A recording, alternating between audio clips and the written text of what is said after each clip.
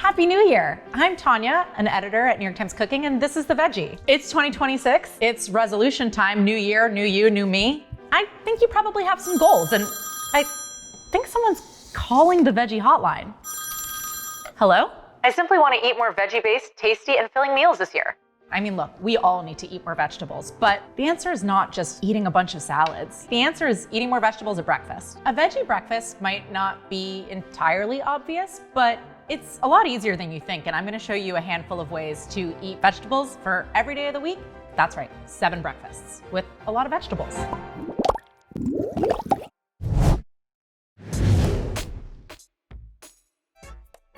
Every day demands a different style of breakfast because you will wake up in a different mood every day. It's Sunday night, you just watched some prestige HBO show, and you have 30 minutes to kind of get your week started by meal prepping a breakfast. This is Ali Slagle's New Mexico breakfast burrito, swapping in Ali Slagle's tofu scramble for the eggs. I think the kind of coded meal prep breakfast is a breakfast burrito because you can make the components in batches and then you can also batch the burritos themselves. This is just like a vehicle for all of your vegetable dreams. All right, let's do this. Yay. I'm such a frozen hash browns kind of girl. You basically can have French fries for breakfast. I'm actually not timing this. I like my hash browns real crispy, so I might also take this a little bit slightly longer. The other thing about making crispy hash browns is you shouldn't keep touching them. Do your thing. On a Sunday night, have some wine, make some hash browns, watch your show. All right, is this it? Yeah, okay, see, now we're burning. It's okay though. Nothing in life can be perfect, not even your hash browns. So now we're gonna just take the hash browns and we're gonna put them in a line on the tortilla. We're gonna set these aside because they don't need to be hot right now because you're making them ahead because it's Sunday.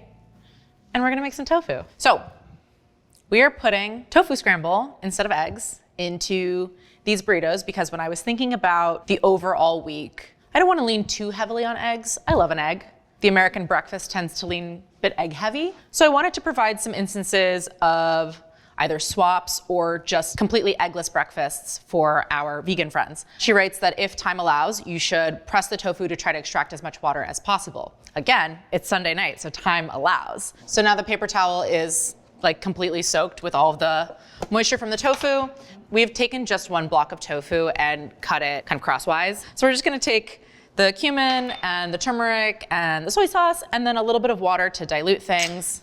If you cook with turmeric a lot, you already know this. If you haven't before, like even just touching it will dye the tips of your fingers like a really beautiful marigold color, and that's what it's gonna do to the tofu. So we'll get like a really nice yellowy color. Once you see the water kind of dancing on the skillet like that, that's how you know it's ready for oil. And then we're just gonna season this quickly with salt and pepper, oil, smoky, very hot. I'm gonna go ahead and just, okay, so now I'm just gonna kind of break this up. And we add the scallions. Doesn't look like egg. It looks like scrambled eggs. It tastes just like a kind of neutrally savory tofu. In the same way that you're kind of like, what does an egg taste like? And then I like the freshness that the scallion provides. Let's make a burrito. But we're just gonna put like a little bit of cheese over the potatoes. I'm gonna do one white and one yellow because I can. The thing about burritos is you don't wanna overstuff them. And we're just gonna kinda, that one's gonna be a little thick. We're gonna see how these roll up. I'm like, we've got some salsas for serving, but then we just have hatch green chilies. I like a lot, personally. I want lots of peppers. We're gonna see if I went to the Chipotle school of rolling a burrito. A note. Something that makes rolling a burrito easier is having slightly warm tortillas. Of course, I'm gonna do this on camera and it's gonna look like shit. You just have to go with it. Oops, see, we got a rip. We're gonna do this again. The other one's gonna be better. So the parchment is so that you can reheat these easily. So I'm gonna just use the parchment in the same way that I wrapped the burrito where I'm kind of tucking the sides. This actually is kind of ugly. I didn't do a good job on this one. Like a pancake, the first burrito is not gonna be the best one, but that second burrito, okay. Okay, tucking on the sides. Oh my God, we did it. No rip. Wow, look at her. Gorgeous. This is my hero burrito. You're ready to rock. It's Monday morning. We're not cooking. You're eating a burrito from yesterday. Grab one out of the freezer, pop it in the microwave. You're either a green salsa girl or a red salsa girl. The tofu's giving egg. The potatoes are nice and crispy. Got a little bit of cheese. The onion comes through. The chili is so nice. Wow, I love that that worked. Why wouldn't it? Now it's Tuesday. Maybe you're game to do a little cooking, giant air quotes cooking. We're doing assembly, right? Tuesday's kind of a drag. You're really far from the weekend. I'm gonna give you two options for a really quick assembly breakfast that you can either make morning of, or there is one small prep element if you wanna do it the night before. This is a sexy, more adult parfait, if you ask me. And we're gonna use cottage cheese, which very in vogue right now, packed with protein. I know this is not a vegetable, just stay with me. But we have a fruit that leans vegetable. Allie's recipe is a strawberry topping. Monday night you get home from work, you literally just toss strawberries and the seasonings together, a little red wine vinegar and a little bit of honey. It really is that kind of like sweet and savory combination that I think is kind of the best way to go about breakfast. Generous pinch of salt. I like a lot of black pepper. You wanna make sure that the honey is really evenly distributed. Now I'm gonna show you my version of this. Instead of red wine vinegar, we're gonna do balsamic. And instead of honey, we're gonna do olive oil. And it's like a much more savory interpretation, but again, same framework. I'm gonna reserve a little bit of olive oil just to drizzle over the cottage cheese because I like to do that. I just do a splash of balsamic, you don't need too much. And also if you wanna reserve a little bit of fresh basil to put over top, you could do that too. You can do that on a Tuesday morning, we're done. That's it. And now we're gonna just make two versions of a cottage cheese bowl. Classic style, a la Allie, cottage cheese number 2. And then I'm gonna just add a little bit more basil and a final drizzle of olive oil. Allie's version, Tanya's version.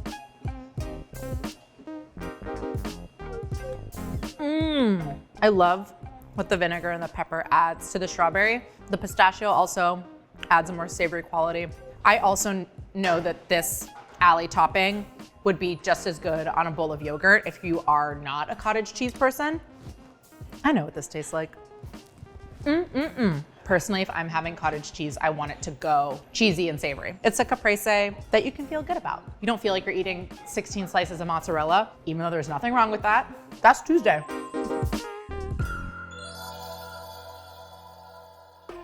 Happy Wednesday, happy hump day.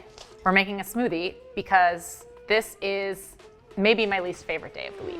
You're so close and yet you're still so far. And I don't want to bother with breakfast too much. This is the shortcut recipe of the week. You can cram as many greens as you like. So we have a non-dairy milk, agave, a Popeyes endorsed amount of spinach, and then we have a few ribs of kale, just ripping the leaves off of the ribs. Some people are very anti-banana in smoothie because every smoothie with a banana in it becomes a banana smoothie. But smartly, in this recipe, which Allie Slagle adapted from a smoothie shop, this does a good job of masking that banana flavor with not only the agave, but a little bit of ginger, and then also some vanilla extract.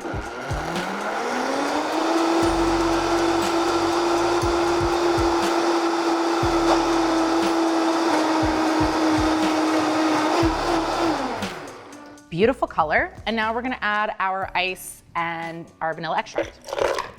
One more time. Gorgeous. Ooh, This is maybe the most virtuous looking breakfast of all. Absolutely. Yeah, I could chug this and eat it with a burrito.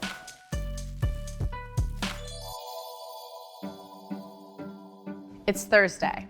So we've had a couple of quick weekday recipes, and my Thursday ethos is weekend's almost here. Maybe the week is a little slower for you. I wanted one fun weekday egg moment. If you got 30 minutes, we're making egg in a hole with asparagus. You're probably wondering, Tanya, what is an egg in a hole with asparagus? It is exactly what it sounds like. This is a Melissa Clark recipe, and she loves asparagus. So if you are not an asparagus person, make green beans, snap peas, broccolini, broccoli rabe, vegetable breakfast. Similar to a French toast, we are going to dredge some nice sourdough bread in a batter of milk and eggs. Got some butter, the more you know. Can't spell the veggie without egg. People are gonna not like that one. Oh, whoa, beautiful yolk. I'm really outing myself as like a big pepperhead on this video. We're gonna let these rest for just 2 minutes, and then we're just prepping our asparagus. So we're just gonna put the asparagus on the sheet pan. We wanna make sure that there's room for the bread on one side. I'm gonna go with half the scallions, some thyme, some salt and pepper, and just a little drizzle of olive oil. Then we're gonna toss. Just make sure that this gets nicely soaked on both sides and absorbing as much of the liquid as possible. Let's punch some holes. So you want them to be equally spaced. Ugh. Gorgeous, amazing, beautiful, stellar. Doesn't this kind of look like Wall-E? Wall-E. You want these to go on the sheet pan too, because they can be little hats. And then we're gonna put this in the oven for 10 minutes at 425.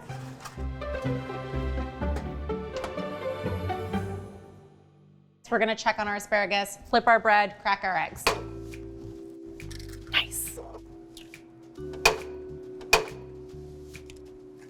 A little bit of Parmesan over the eggs. Back in, 5 to 7 minutes. If you jiggle the pan a little bit, you see the eggs are nicely set. We have no wiggly white. This looks gorgeous. The Parmesan and the egg soak really gets a nice crust on the bread. I like mine a little over medium. And then we have these like gorgeous little bread hats. One of our producers said looks like scallops, and I can't disagree. Oh, ooh. See, this is exactly how I like my egg cooked. It's like kind of jammy, but not like super runny.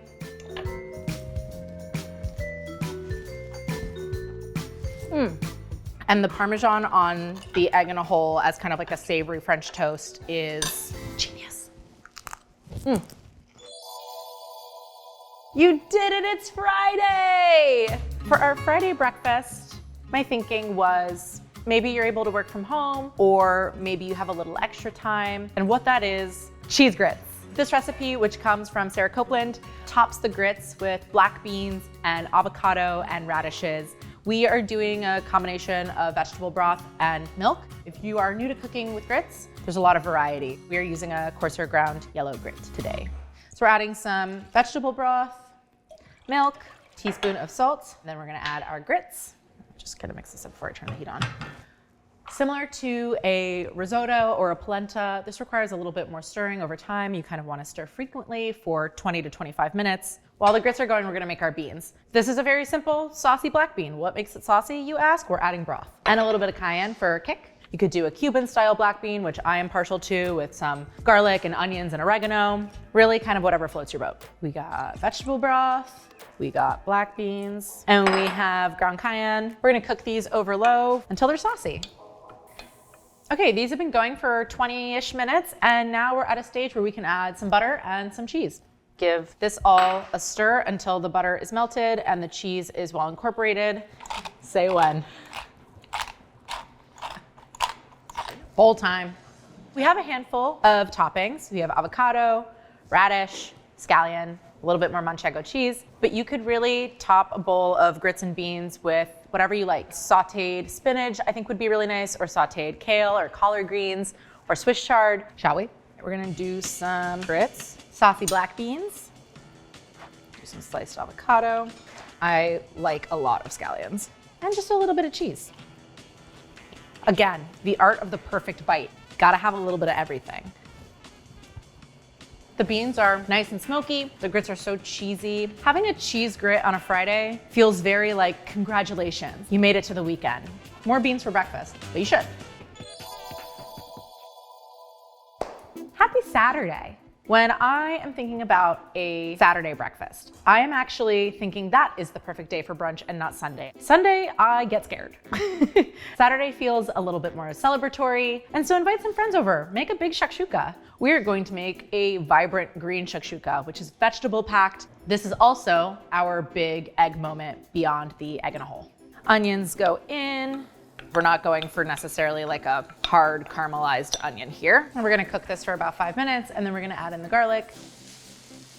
After the onions and garlic are nice and soft, we're gonna add the chard stems first. They will take a little longer to cook than the leaves will. And despite this being kind of our designated weekend recipe, I picked this for Saturday mostly because I think it's striking and great for entertaining and obviously a much larger batch. So if you're having friends over or cooking for family, it's a great option. Okay, so now we're gonna add the chard leaves in batches just until they wilt slightly and we can add more to the pot, but you don't wanna kind of crowd it too much. That is a lot of chard.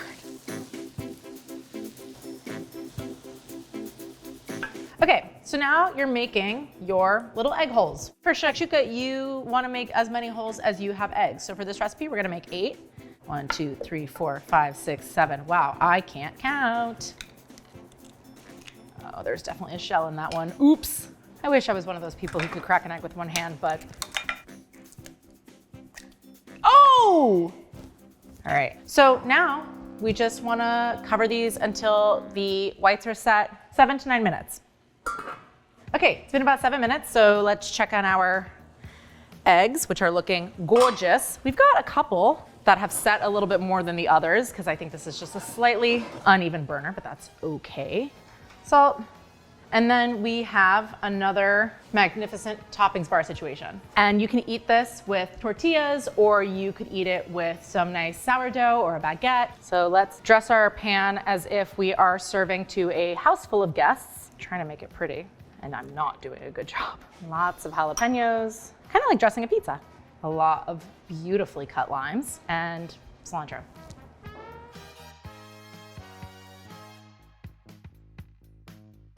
It's Saturday, live from New York. It's Saturday morning. Okay, that looks good. We have a nice, whoa, yolky center. Again, I keep making bites for Goliath here. Look at that. You got the nice warm cooked through greens that are a little saucy, but also creamy. The eggs are perfectly cooked, and the toppings to me are the real piece de resistance. I love a lot of fresh cilantro. What's not to love? And genuinely for our Saturday recipe, it still is very quick. 2 thumbs up. Happy Sunday. We did it. We made it to the end of the week or the beginning of the week, depending on who you're asking. Sunday is when the scaries hit, big time. We are making a sweet potato and tofu hash. While this is a recipe that takes a little bit of time, that time is entirely what it takes to roast in the oven. Not to come too full circle, but you could prep the components of this hash, eat it on Sunday, and have whatever leftovers wrapped up in, you guessed it, a burrito. I have been making a variation of this when I graduated from college and moved into my first apartment with 7 roommates. And I had to make quick use of my time in the kitchen. And so I got really comfortable making sweet potato hash. It really was one of the first things I felt comfortable cooking for myself. Let me show you how it's done. We are going to combine the onions, the red bell pepper, and some olive oil, and we're just gonna give this a toss. Put this on the sheet tray. I am just flattening this out into a nice single even layer so that everything cooks really evenly. You could also make a hash on the stovetop, which is kind of the way that I was doing it when I was in college. And then I'm gonna plop this guy. And in that same bowl, so that we don't mess up so many dishes, we go sweet potatoes. We've got some cubed extra firm tofu.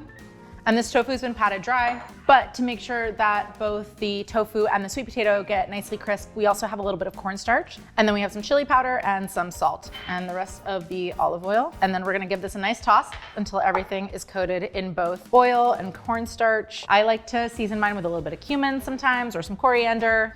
My hands are so small. You don't want too much crowding so that things brown easily. And then this is gonna go in the oven and roast for about 30 minutes. So while that's cooking, we're gonna make some quick pickled onions to put over top. This is a very simple iteration. We're just gonna do salt, vinegar, chili powder. It's that easy, folks. We're gonna need a bigger boat. Man down. Come on. Toss. You could leave them on the counter, set them in the fridge while the hash finishes roasting. Now I'm going to just kind of toss them all together. Let's try some beautiful hash.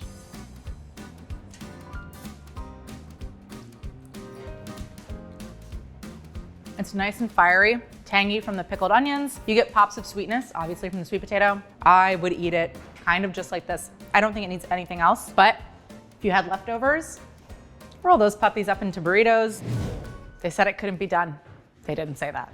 We have before us our 7 days of veggie-forward, vegetarian breakfasts that don't lean too heavily on eggs, that incorporate a variety of different vegetables, and that suit every day of the week. With this roadmap, I think you can effectively incorporate vegetables into the most important meal of the day, and this is but a template.